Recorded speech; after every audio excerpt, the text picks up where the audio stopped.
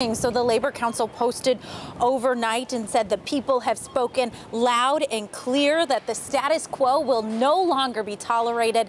And that was a part of their decision to remove the Seattle Police Officers Guild from the council. Now, the police union was told in early June they were given a list of 3 actions that they needed to take or risk being removed by the council during this vote on June 17th. Those 3 actions included a meeting with the MLK Labor Executive Board, an affirmation that racism is a structural problem in society and in law enforcement that needs to be addressed, and participation in a labor working space that would be dedicated to addressing racism within the Seattle Police Officers Guild.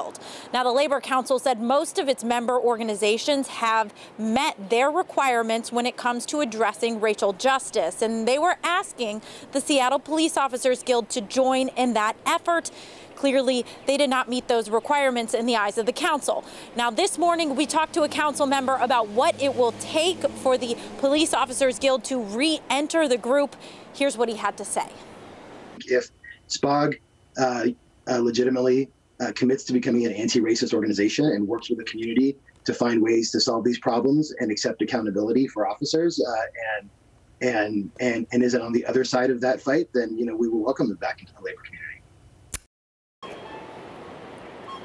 Now, we have reached out to the Seattle Police Officers Guild about Wednesday night's vote, and we are waiting to hear a response back from them. But regarding what happens moving forward, the Seattle Police Officers Guild is still the union organization that will represent Seattle police officers.